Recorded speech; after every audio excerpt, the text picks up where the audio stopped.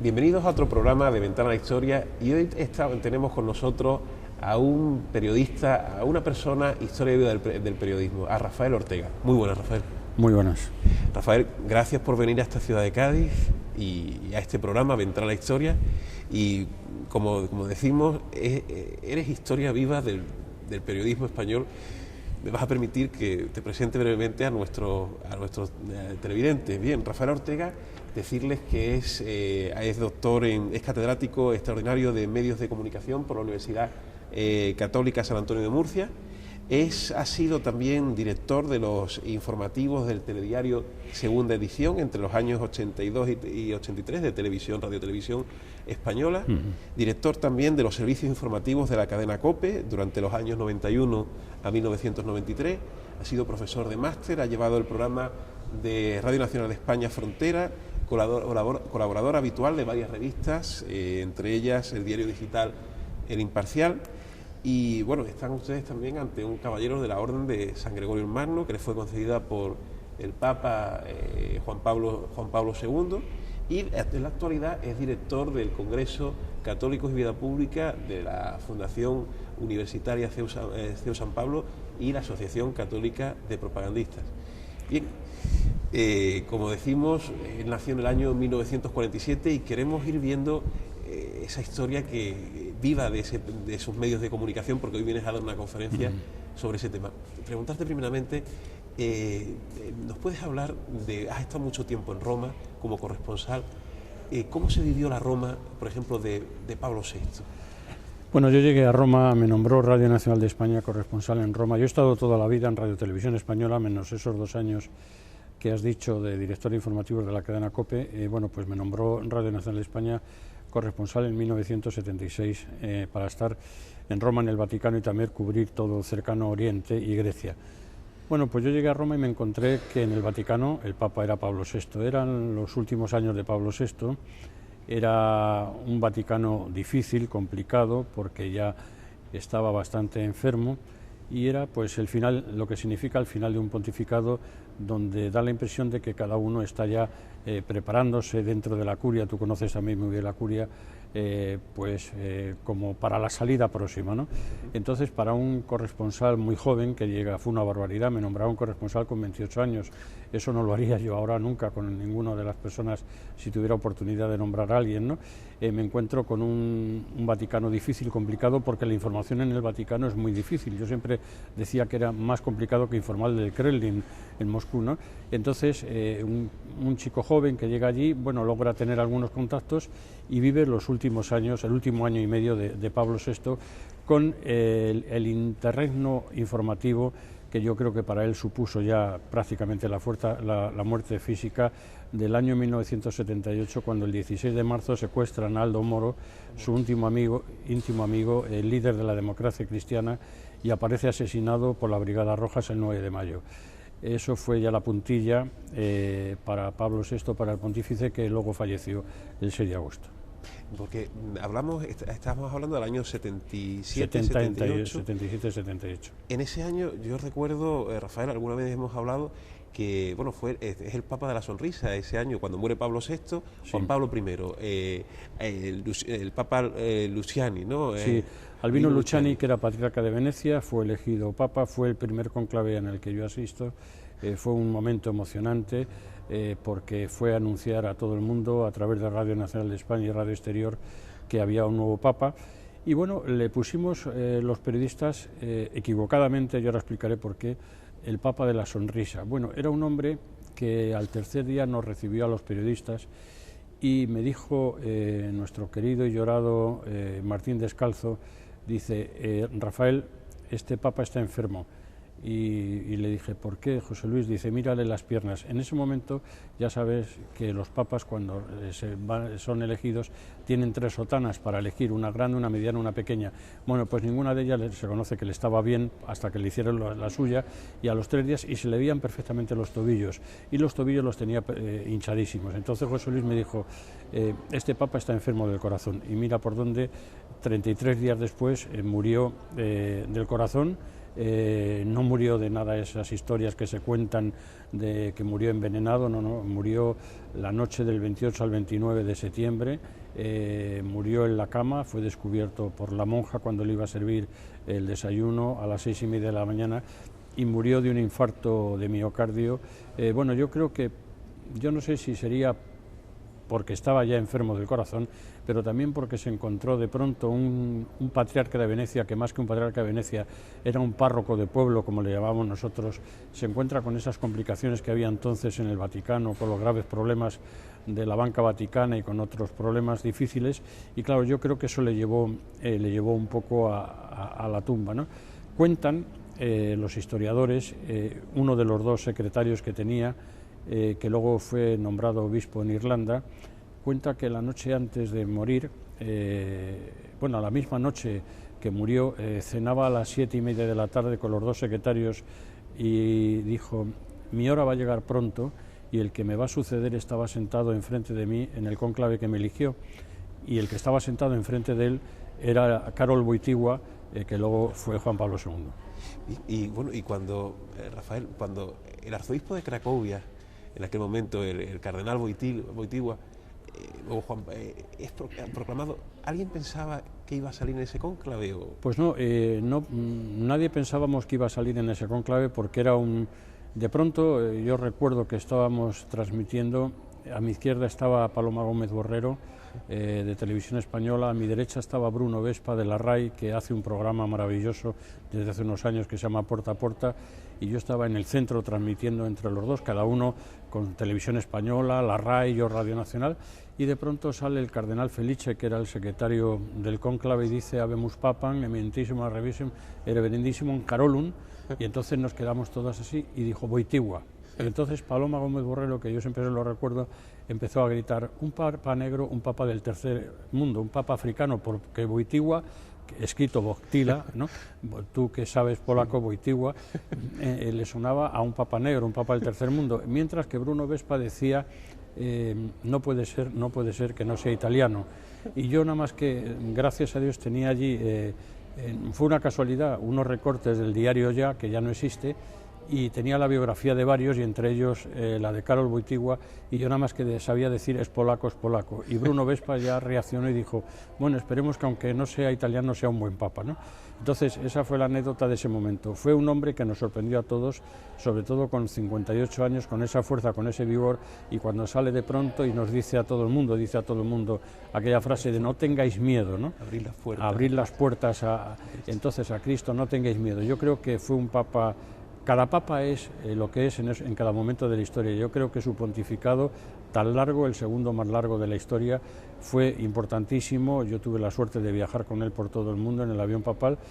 Fue un hombre afable, un hombre increíble con los periodistas y con todos nosotros, y yo creo que abrió muchísimo la Iglesia al mundo. Queríamos preguntarte, Rafael, porque en este programa, en Ventana a la Historia, hemos tenido a Wojciech Plosa, que es el director actual del Archivo Histórico de Auschwitz-Birkenau, y tú acompañaste al Papa Juan Pablo II en 1979 al antiguo campo de exterminio, ¿verdad? Sí, fue el primer viaje del Papa a Polonia, que en aquella ocasión todavía estaba, creo que era Gierek, el secretario general del Partido Comunista. Fue una visita complicadísima, difícil de negociar, de llevar adelante, y entonces llegamos allí a Polonia. Y una de las primeras cosas después de la escala para ver a la Virgen de Częstochowa, que fue también impresionante, llegamos luego cerca de Cracovia al campo de Auschwitz. Y la verdad que llegar allí y ver al Papa cómo se inclinó, cayó de rodillas, como si le hubiera dado fulminado por algo, ¿no? Cayó de rodillas y empezó a llorar. Y puedo asegurar a todos los que nos están viendo en este momento que los 50 periodistas que acompañábamos en ese momento en el viaje papal a Karol Wojtyła, rompimos a llorar de la emoción, de comprobar hasta qué punto el hombre es capaz de cometer esa barbaridad, de asesinar a gente, pero al mismo tiempo con alegría, porque este hombre, con Karol Wojtyła, también te llevó la alegría de ver cómo se puede perdonar, ¿no? Entonces este hombre polaco, que tanto sufrió en su infancia, en su juventud, también cuando fue sacerdote, que fue incluso perseguido por las autoridades comunistas, cómo llevó la paz al pueblo polaco. Como anécdota te diré que en aquel viaje, Paloma Gómez Borrero y yo, mi inseparable Paloma, pasábamos los controles policiales no solamente por la acreditación que llevábamos, sino porque dábamos fotografías, estampas del Papa, de Karol Wojtyła, y los policías, hay que pensar que el 90% de los polacos son católicos y los policías también, nos dejaban pasar, ¿no? Fue un viaje emocionante, fue un viaje impresionante, bueno, uno de los mejores que recuerdo, que tengo en mi mente, aparte de otros, de Karol Wojtyła, con Juan Pablo II. Podemos decir, Rafael, que con esas imágenes del Papa Juan Pablo II ibais atravesando el telón de acero. Sí, yo creo que fue la apertura, lo que necesitaba en ese momento Europa. Yo creo que fue la llave que abrió para que cayera después el telón de acero, años después que cayera el muro de Berlín. Juan Pablo II fue el hombre que abrió Oriente, Europa Oriental, a Occidente. Fue el hombre que con los brazos abiertos hizo que las dos, Oriente y Occidente, volvieran a coincidir en esta Europa que conocemos todos. Yo sé que también has conocido al que en aquel momento el presidente del sindicato Solidarinos, Lech Walesa, conocido aquí en España. ¿Qué nos puedes decir de Pues tuve la oportunidad de entrevistarle, naturalmente con traductor, y a pesar de que era un hombre de los astilleros, sindicalista y tal, en principio va uno diciendo, bueno, este pues es un hombre simple, ¿no? O sea, ¿qué me va a contestar? ¿Qué me va a decir? Pues me pareció que era un hombre muy preparado, era un hombre que tenía las ideas muy claras, sabía lo que tenía que hacer y parecía que estaba predestinado, como luego así fue, para hacer presidente de Polonia y para liberar al comunismo a su país, a Polonia. Yo creo que fue también un milagro en ese momento que existiera Lech Walesa, Lech Wałęsa en Polonia. Y no solamente también fuiste el director de esos informativos de Televisión Española, y queríamos preguntarte por fechas claves también, no solamente de la historia mundial, sino también en Ventana Historia nos gusta también analizar la historia de España.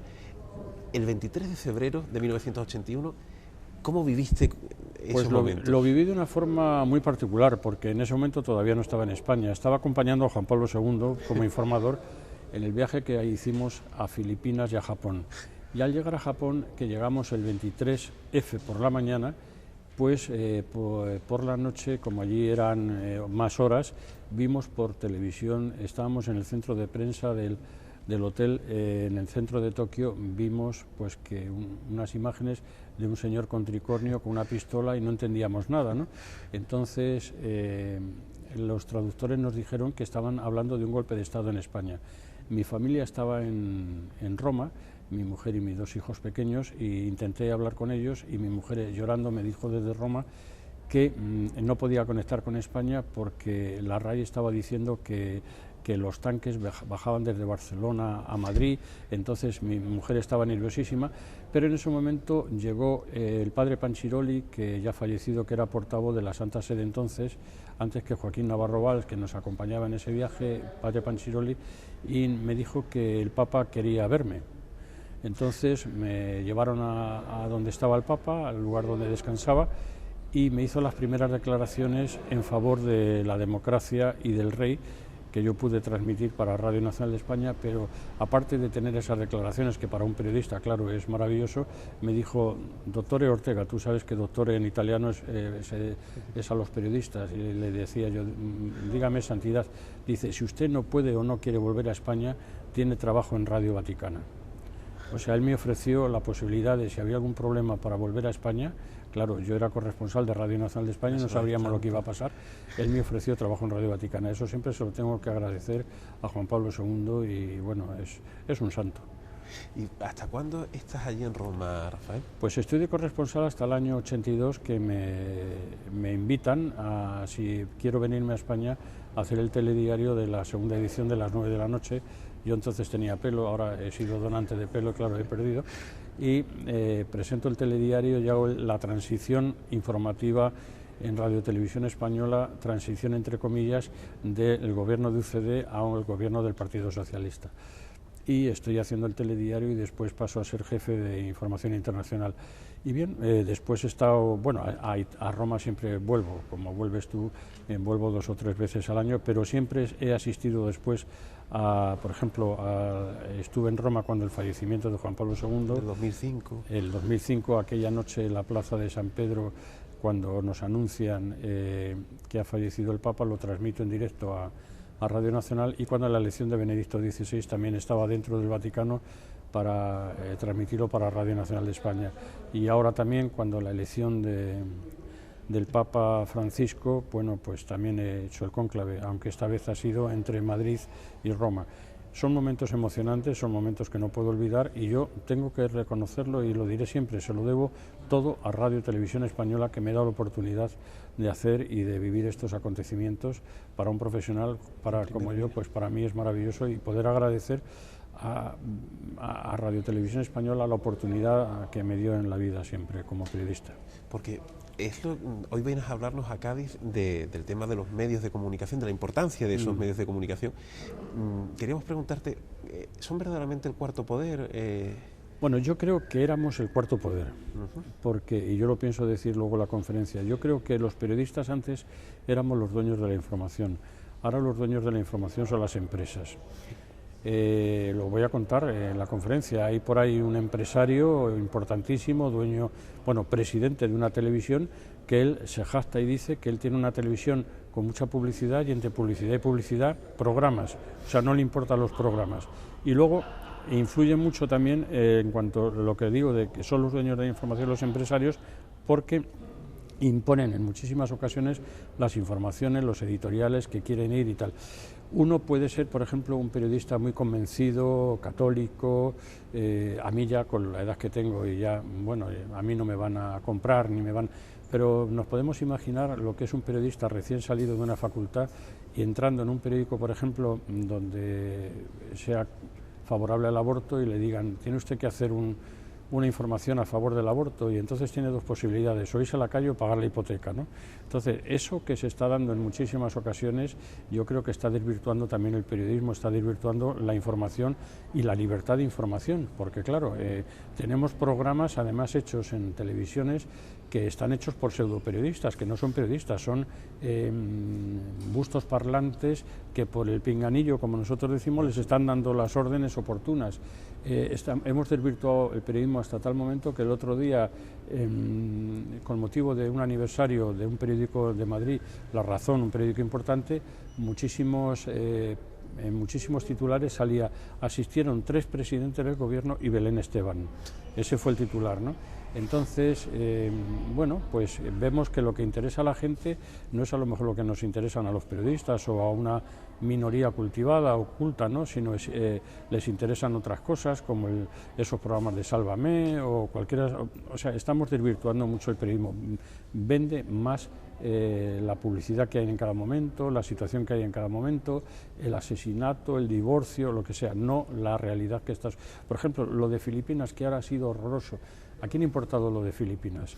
Pues por muchísima gente que está diciendo, pues a través de Cáritas, de Manos Unidas, hay que ayudar, pero como está muy lejos, no nos interesa tanto, ¿no?